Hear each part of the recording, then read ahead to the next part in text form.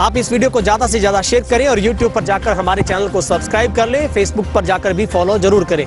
नमस्कार, तेज हरियाणा से गुरविंदर पन्नू। एक तरफ जहां पर पूरे देश में कोविड-19 से हमारा देश जंग लड़ रहा है और स्वास्थ्य कर्मी दिन रात कड़ी मेहनत से उस जोखिम भरे माहौल के अंदर भी कोरोना वॉरियर्स की तरह डटकर खड़े, और सरकार उन्हें फ्रंट वॉरियर्स कह के कोरोना के यानी कि कोरोना के योद्धा कहकर उन्हें पुकार रही है।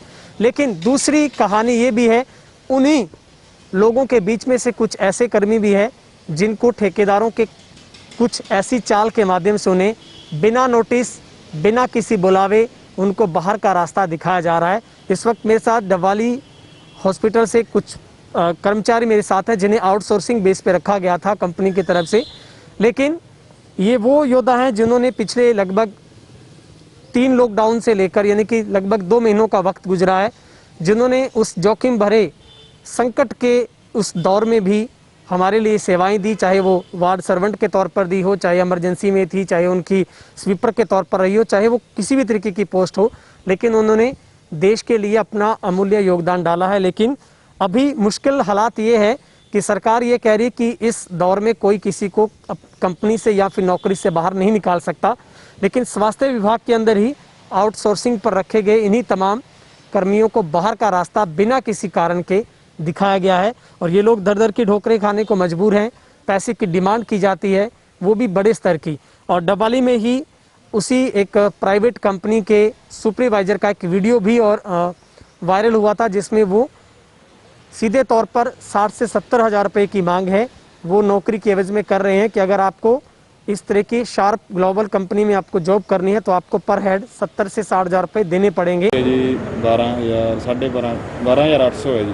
अच्छा, चलो बहुत है। 12,800 है कैश मिलता। 2,000 रुपये पीएफ पता नहीं पीएफ ਹੁੰਦਾ ਉਹ ਕੱਟੇ ਇਹਦੇ ਵਿੱਚ ਹੈ 12,800 मतलब 13,000 होगी। 200 रुपया घट है। 2,000 14 14,500 तनख्वाह है जी।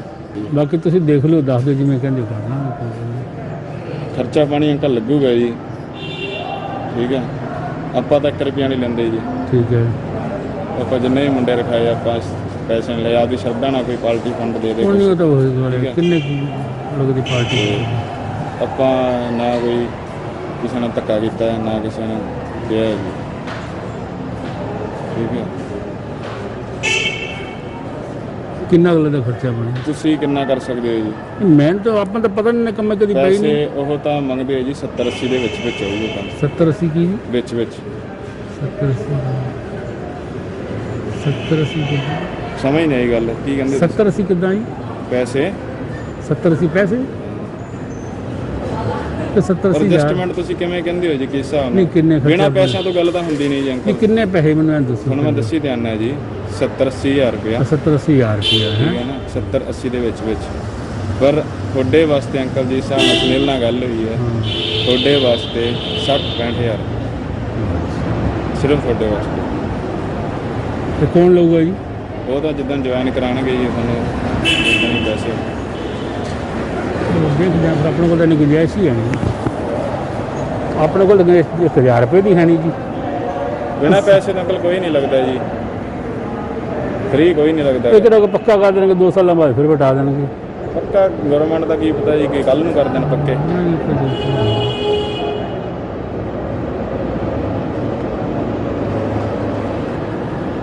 60,000 ਰੁਪਏ ਤੋਂ ਘੱਟ ਕੋਈ ਨਹੀਂ ਲੈਂਦਾ ਜੀ, ਠੀਕ ਹੈ। ਸਿਰਫ ਤੁਹਾਡੇ ਵਾਸਤੇ ਕਿਹਾ ਮੈਂ 60,000 ਰੁਪਏ। ਲੋਕੀ 1.5 ਲੱਖ ਰੁਪਇਆ, ਸਵਾ ਲੱਖ ਰੁਪਇਆ ਦੇ ਕੇ ਲੱਗੇ ਹੋਏ ਜੀ। ਹੌਸਪੀਟਲ ਜਾ ਕੇ ਕਿਸੇ ਨੇ ਪੁੱਛ ਲਿਓ। लेकिन ये तमाम वो आउटसोर्सिंग के कर्मचारी हैं जिनको बिना किसी कारण के एक ईमेल के माध्यम से बाहर का रास्ता दिखा दिया गया। मेरे साथ तमाम वो लोग हैं, उन्हीं से बात करते हैं। सर, क्या आपकी समस्या सबसे बड़ी, आपको कब पता चला कि आपको बाहर का रास्ता दिखा दिया? कोई कारण था, आपको समझ में आया? नहीं सर, हमारा कोई कारण नहीं था, ना ही सरकार स्टाफ की तरफ से हमारी कोई शिकायत। इमरजेंसी में लगातार हम 8 महीने से ड्यूटी करते आ रहे हैं, बाकी लॉकडाउन के दौरान भी हम ड्यूटी कर रहे हैं, ठीक है। और हमारे को मतलब बिना किसी शिकायत के, बिना किसी लेटर के हमारे को निकाल दिया जाता है और हमारे सभी मतलब कर्मचारी परेशान है और ना 4-5 महीनों की सैलरी भी नहीं डाली जाती है इनकी। कब से आपने ज्वाइनिंग की थी, किसके अंडर आपने ज्वाइनिंग की? मैं मतलब 2018 के अंदर मतलब एसएम इंटरप्राइज के दौरान मैंने ज्वाइनिंग करी थी। उसे आज से 2-3 साल से लगातार हमारा मतलब कार्यकाल के अंदर हम ड्यूटी करते आ रहे हैं, ठीक है। और उसके वहाँ से ट्रांसफर होकर हमारी डबवाड़ी भी अंदर आ चुके हैं हम, और यहाँ से मतलब लगातार हम ड्यूटी करते आ रहे हैं, लेकिन फिर भी हमारे को डर रहता है। और ये हमारे को मतलब जब मर्जी को निकाल देते हैं, जब मर्जी अंदर नई ज्वाइनिंग मतलब हमारी जगह मतलब 50-60 हज़ार रुपये लगे किसी और नेक बंदे से, और उनको लगा देते हैं। पैसे की डिमांड कौन करता है आपसे, कौन मांगता है पैसे? पैसे जो बीच वाले होते हैं वो मांगते हैं, अपना नाम नहीं आता उनका, और मतलब बीच बीच में होकर पैसे लेते रहते हैं। 50,000 रुपये एक कर्मचारी के, 60,000 रुपये कर्मचारी के लेके पुराने कर्मचारी को निकाल दिया जाता है और नए कर्मचारी को लगा दिया जाता है। अब जब आप किस पोस्ट पे थे, आपको क्या बताया गया आपको जब बाहर निकाला गया?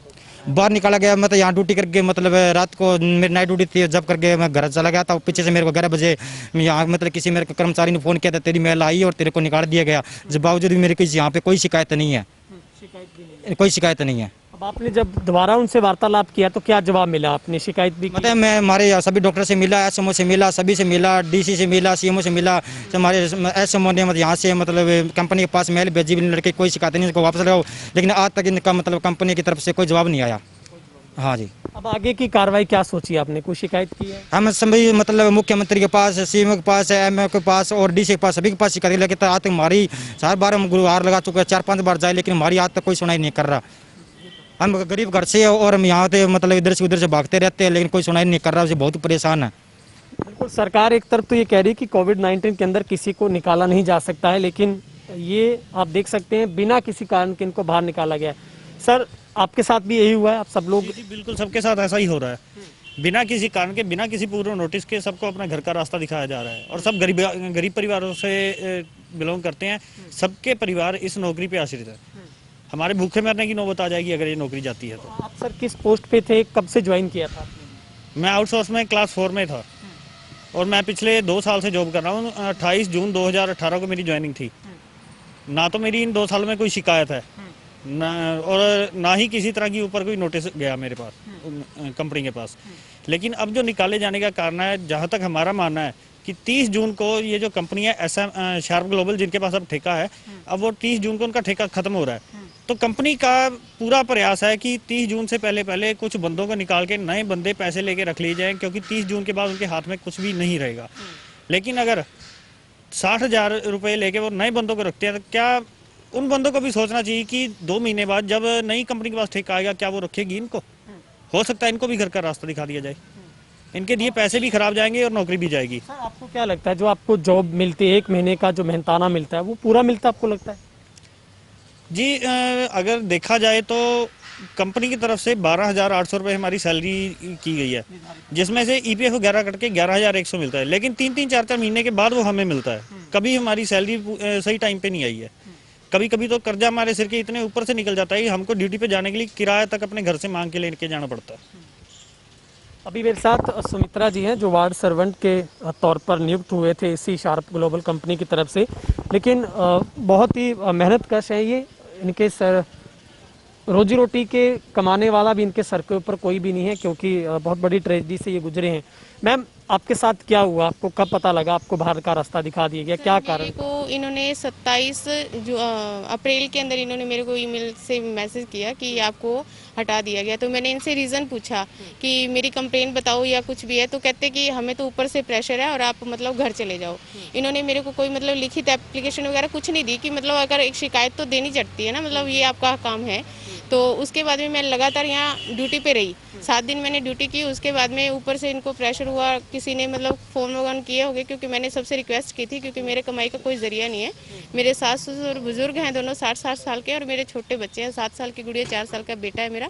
और 11 दिसंबर को मेरे हस्बैंड की हार्ट अटैक से डेथ हो गई, और हम रेंट पे रहते हैं, मेरे पास और कोई ज़रिया नहीं है कमाई का। तो इन्होंने मेरे को 4 मई के अंदर फिर से इनको ज्वाइनिंग दे दी, और इन्होंने मेरे को फ़ोन किया कि आपकी ज्वाइनिंग हो गई, आप जॉब पे आ सकते हो। उस दौरान जो इन्होंने मेरे को एब्सेंट शो करके मेरी वो सैलरी काट ली गई, और 18 मई को इन्होंने फिर मेरे पास एक मेल भेजी है, जिसके अंदर ये लिखा है कि आपको यहाँ से रिप्लेसमेंट कर दिया गया है। कोई गुरदीप सिंह है, उनसे कोई पैसे वैसे लेके इन्होंने उसको रख लिया गया। अब मेरे को बार बार ये प्रेशर दिया जा रहा है कि ये एक करप्शन था, उसकी वजह से हमारी बाई मिस्टेक हो गया। लेकिन मैंने अपने अपनी सुसाइड की भी कोशिश की थी, लेकिन मेरे को घर वालों ने प्रेशर किया कि तेरे बिना हमारा कुछ नहीं है, मरना है तो सारे एक साथ मरेंगे। सर मेरे साथ न्याय हो, अगर हम यहाँ काम कर रहे हैं इस कोरोना के अंदर, फिर भी हमें ऐसा प्रेशर क्यों किया जा रहा है। मेरी ओपीडी में ड्यूटी थी डॉक्टर निशा के पास, उनसे हटा के मेरे को इमरजेंसी में ड्यूटी पे लगा दिया गया। पूरा हरासमेंट किया जा रहा है, मेरे से बार वाले वाश प्रेशर वगैरह सब साफ किए जा रहे हैं। मैंने इनसे रिक्वेस्ट की कि सर मेरे हार्ट की दिक्कत है और मेरे से ऐसा काम नहीं होगा, मेरे को ब्लड और डेथ देख के मेरा बीपी लो हो जाता है। तो इन्होंने ये बोला कि हमें तो ऊपर से प्रेशर है, जहाँ हम बोलेंगे वहाँ आपको काम करना ही पड़ेगा, अब आप देख लो करना है या घर जाना है। तो अब ऐसे दौर पे हम निकल रहे हैं, तो सर मेन मकसद तो यही है कि हम सड़क पे आके मर जाए या बच्चों समेत कहीं भी जाके मर जाए। मरना तो वैसे भी है, भूखमरी है हमारे पास, और कोई रीज़न नहीं है। आपने सुसाइड कमिट करने का क्यों सोचा, क्या लिखा था आपने? सर वैसे मरना है तो मरना ही है, तो फिर मैं और क्या करूं। जब मेरे को डिप्रेशन दे रहे हैं, मेरे को मेंटली टॉर्चर किया जा रहा है, तो बंदा सुसाइड ही करेगा, उसके पास कोई ऑप्शन नहीं है। क्योंकि मेरे सिर पे जो इतनी बड़ी जिम्मेदारी है, तो मैं इसी काम से अपने घर को पाल रही हूँ और मेरा कोई साधन नहीं है कमाई का। मेरा यही एक साधन था और ये मेरे को परेशान कर रहे हैं। जिसके अंदर विकास सर हैं, सुपरवाइजर है हमारे, उनकी वाइफ है परवीन मैडम, ये अदर स्टेट बठिंडा से हैं, और इन्होंने इतना टॉर्चर कर रखा है इन दिनों में मेरे को कि मतलब मैं सुसाइड कर ही लूँ। तो मेरे साथ पूरा न्याय होना चाहिए जी। अगर सरकार कुछ करती है तो इनके खिलाफ एक्शन लिया जाए, अदरवाइज हमारे पूरे परिवार में 5 के 5 सुसाइड हम कर लेंगे। मैम जब आपका डिपार्टमेंट को पता चला था कि आपने तो सुसाइड लेटर भी लिख दिया है, उसके बाद आपको क्या आश्वासन दिया? इन्होंने आश्वासन दिया सुपरवाइजर ने कि ये करप्शन हुआ था, हमसे बाय मिस्टेक हो गया, हमने तो आपको निकाला ही नहीं। तो मैंने इनको ये बोला कि 18/5 की जो मेल है उसके अंदर मेरा सीधा रिप्लेसमेंट दिखा रखा है आपने, तो वो क्या है? बोले कि इसके पीछे साइड में देखो कि 27/4 को आपको उठाया था और 4 मई को आपको फिर से ज्वाइनिंग किया, तो ये रिप्लेसमेंट है, नाम मतलब उल्ट पुल्ट हो गया है, ये बाई मिस्टेक हमसे छप गया। अगर सर उस दौरान अगर मैं सुसाइड कर लेती हूँ तो उसके बाद में पीछे क्या लिखा है हमें क्या पता, मेरे जाने के बाद में कुछ भी होता रहे तो मेरा परिवार तो सड़क पे है ही, वो तो वैसे ही मर जाएंगे, क्योंकि मेरा और इनके और मेरा उनका कोई नहीं है। हम सिर्फ भगवान के आसरे थे, इस जॉब के आसरे थे, वो भी हमसे छीन रहे हैं। अब मेरे को प्रेशर दिया जा रहा है कि अगर आप जॉब पे ना आई तो आगे भी आपको कहीं नहीं लगने देंगे। मैम आपका क्या स्टैंड, आपको क्या लगता है? सर अगर मेरे साथ कोई हल होता है मेरा तो ठीक है जी, वरना हम भूख हड़ताल पे बैठेंगे। मेरे 2 बच्चे हैं छोटे छोटे, सास ससुर है, मैं रोड पे बैठूंगी जी। मेरा कोई साथ दे ना दे पर मैं करूंगी। तो ये आपने दास्तान देखी है कि किस तरीके से वाकई बहुत एक पीड़ा का टाइम है जब कोविड-19 से हमारा पूरा देश और दुनिया जूझ रही है। सरकार ये कह रही है कि जो हमारे कोरोना वॉरियर्स हैं उनके साथ आप बदसलूकी नहीं कर सकते हैं, उनको बिना वजह हटाया नहीं जा सकता है, लेकिन यही एक प्राइवेट कंपनी की ओर से पैसे की आड़ में न जाने क्या क्या किया जाता है। इन्हीं कर्मचारियों को जो आउटसोर्सिंग पर रखे गए हैं इनको इस तरीके से प्रताड़ित किया जाता है, उनकी ड्यूटी को बार बार चेंज किया जाता है ताकि वो परेशान होकर अपने आप ही अपनी उस ड्यूटी को छोड़कर चले जाएं। दूसरा फैक्ट ये भी है, इसी 30 जून को इनका कॉन्ट्रैक्ट ख़त्म हो रहा है, लेकिन ठेकेदारों को शायद ये लग रहा है कि अगर रिन्यू इन्हीं को करना पड़ा तो नए कैंडिडेट आएंगे, वो कहाँ से आएंगे और अगर आएंगे तो पैसा कौन लेके आएगा।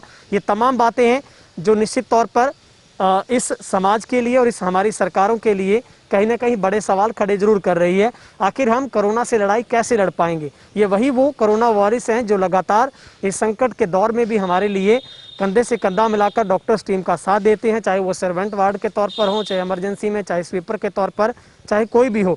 लेकिन ये इनके इंसाफ की जंग है। ये यही कह रहे हैं कि अगर उनके साथ इंसाफ नहीं होता तो धरने प्रदर्शन तक की नौबत आ सकती है, वो भूख हड़ताल कर सकते हैं।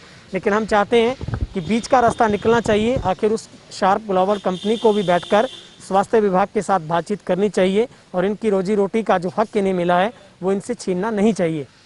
कैमरा पर्सन हेमराज बेट के साथ गुरविंदर पन्नू, तेज हरियाणा, डबल।